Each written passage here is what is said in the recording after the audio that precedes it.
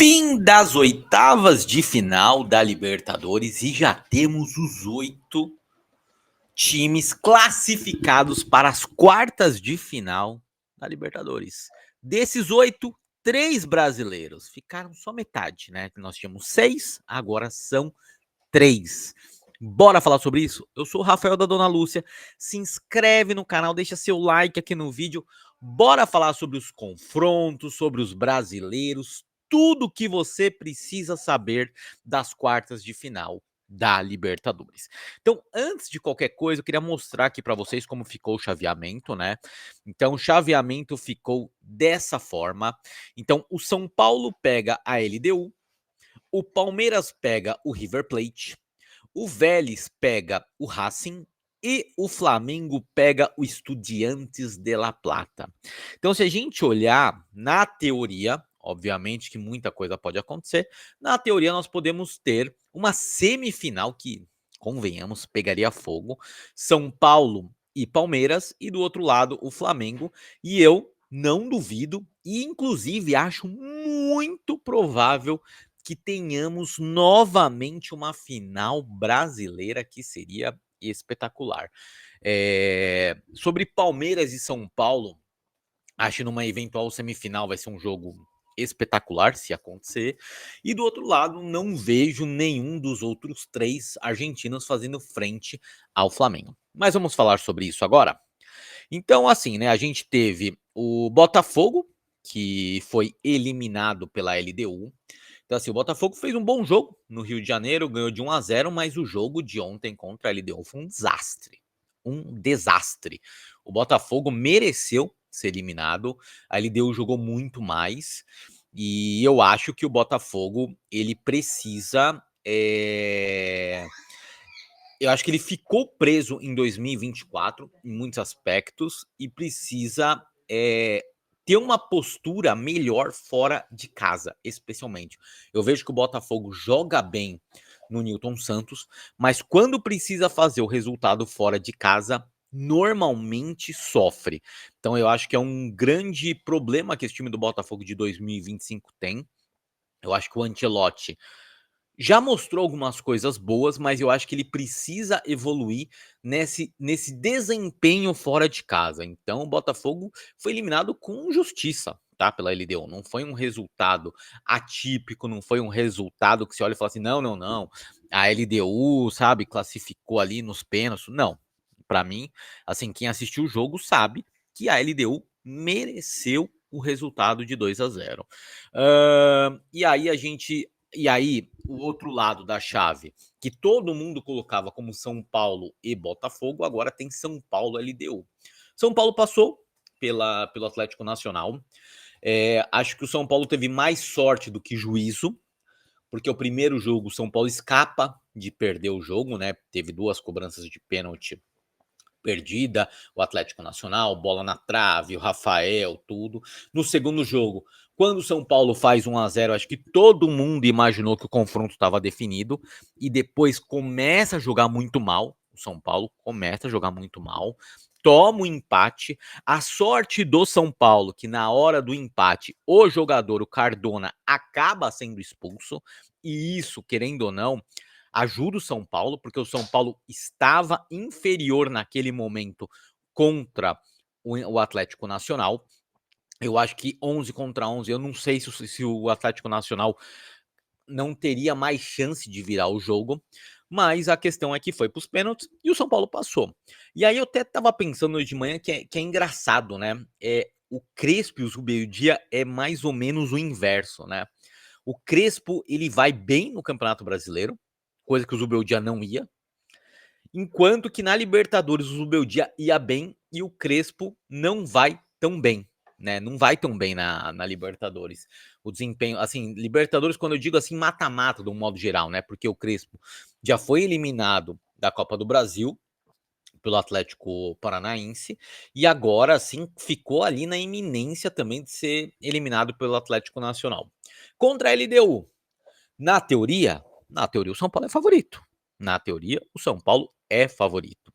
Mas é um jogo difícil, especialmente o primeiro jogo. E aí eu acho que o São Paulo precisa tomar muito cuidado lá na altitude.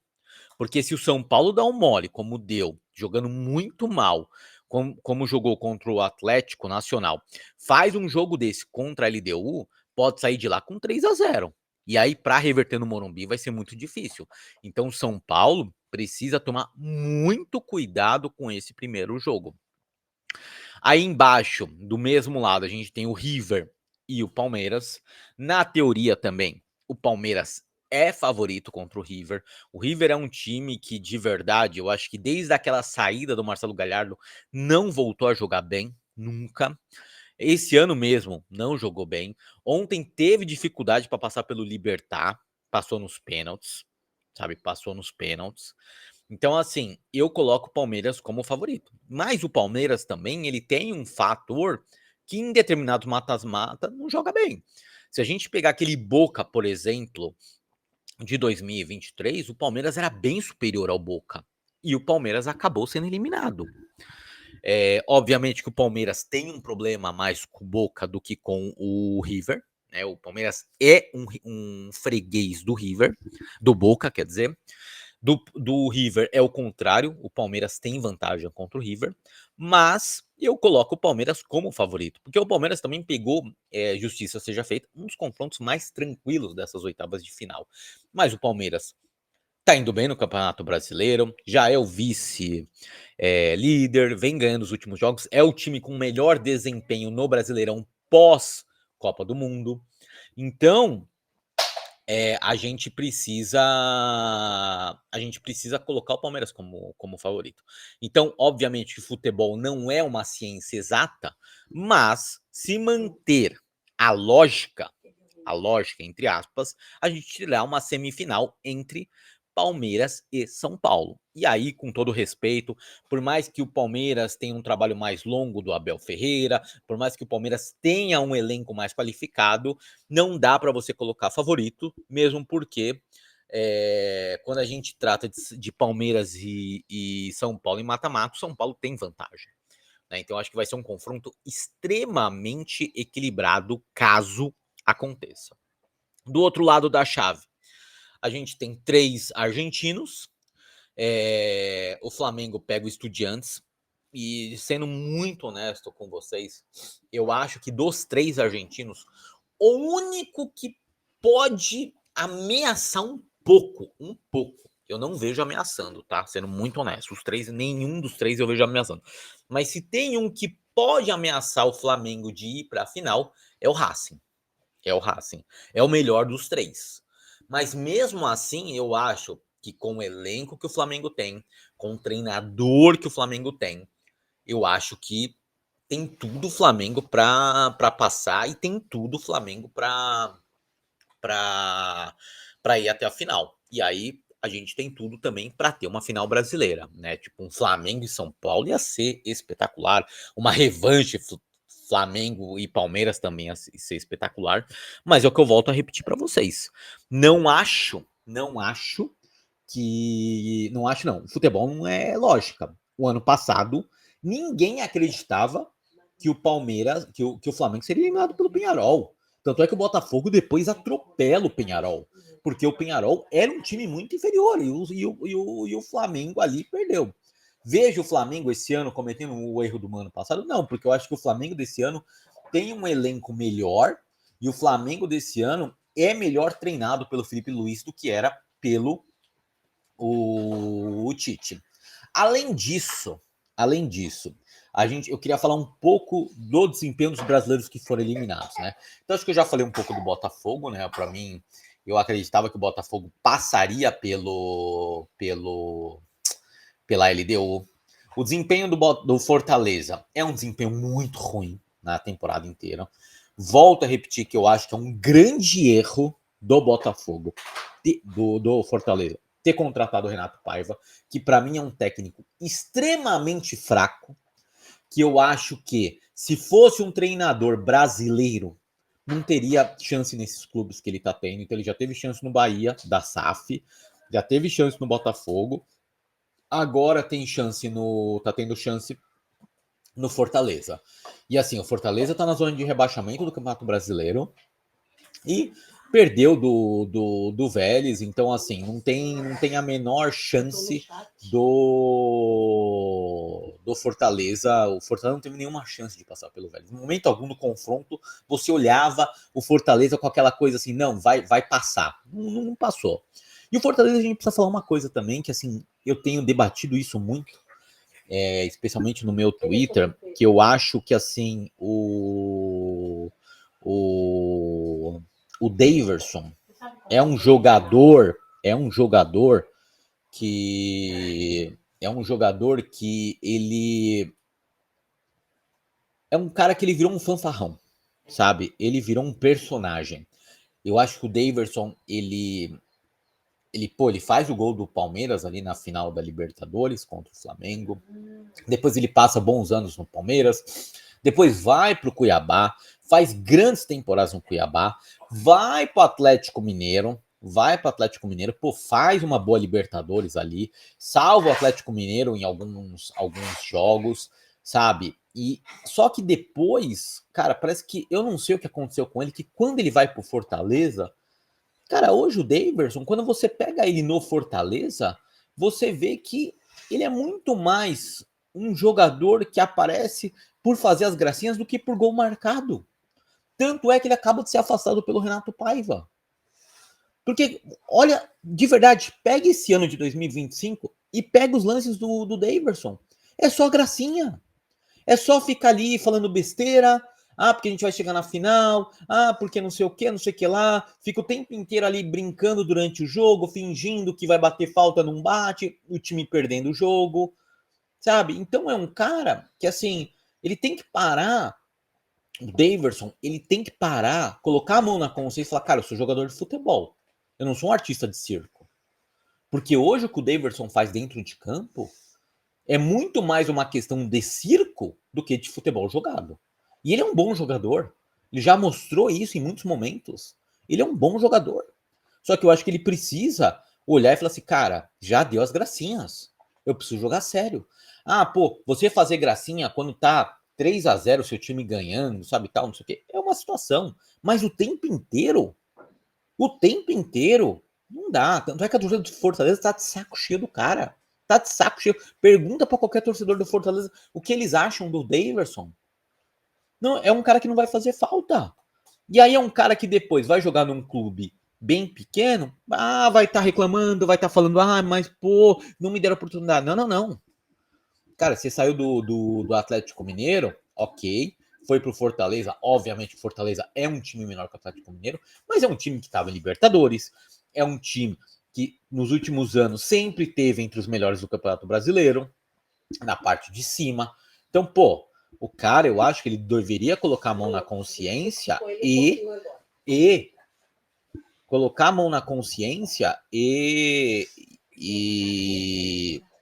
melhorar essa questão dessa cabeça dele. Falando em decepção, Internacional de Porto Alegre, outra decepção.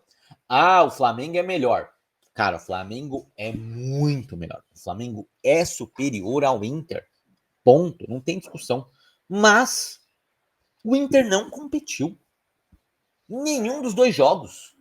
O Flamengo ganha o primeiro de 1-0. Eu não vou entrar nem no mérito do Campeonato Brasileiro, ok? Não vou entrar no mérito do Campeonato Brasileiro, porque o Campeonato Brasileiro é uma outra seara. Estou falando somente da questão da Libertadores. E o segundo jogo no Beira-Rio, o Inter, com todo respeito, em momento algum ele mostrou que ameaçou a classificação do Flamengo. Zero. Mas zero. O Flamengo ganhou com tranquilidade, poderia ter feito mais gols. Pra vocês terem ideia, o Inter precisava marcar. Chegou um momento ali, o Inter no começo do jogo precisava de 2 gols para classificar direto, sem levar para os pênaltis. O Inter em 90 minutos, em casa, deu um chute a gol. Um chute no gol. Então, assim, eu volto a repetir, acho o trabalho do Roger extremamente supervalorizado. Extremamente supervalorizado. Sabe? Eu lembro que mês atrás tinha gente falando que o Roger tinha que ir para a seleção brasileira. Cara, olha a loucura. Olha a loucura. E assim, é um trabalho, cara, bem mediano do Roger. mas bem mediano. Então, assim, eu acho que o Flamengo, sim, se classificaria. O Flamengo tem o melhor time, o Flamengo tem um investimento maior, tem melhores jogadores, tem um treinador melhor, no meu modo de ver, mas eu acho que o Inter poderia ter feito mais, poderia ter competido mais, coisa que o Inter não competiu. Foi uma classificação muito tranquila do Flamengo. A classificação do Flamengo foi muito mais tranquila do que, por exemplo, a do São Paulo contra o Atlético Nacional. E a gente está falando de um confronto entre dois times brasileiros. Então eu acho que o Inter também é um clube que ele precisa rever o que ele está fazendo nesses últimos anos. Porque é um clube que ali fica sempre no quase, e vai muito mal nessas competições quando você pega um gigante na sua frente. E volto a repetir, quem deveria passar entre Flamengo e Inter? Flamengo. Mas o Inter não competiu. Foi literalmente um amasso. E aí eu queria saber de você, para você, quem vai para a final da Libertadores? Quem será o campeão da Libertadores? Será que esse ano a gente vai ter um campeão diferente? Não vai ser um brasileiro? Depois de 5 anos? Porque 2019 teve brasileiro, 2020, 2021, 22, 23, 24. Então, assim, a gente tem campeões brasileiros nas últimas 6 temporadas da Libertadores. Você acha que nessa sétima vai ter um campeão brasileiro ou não? Deixa aqui nos comentários e não esquece, deixa o like no vídeo e se inscreve no canal. Valeu!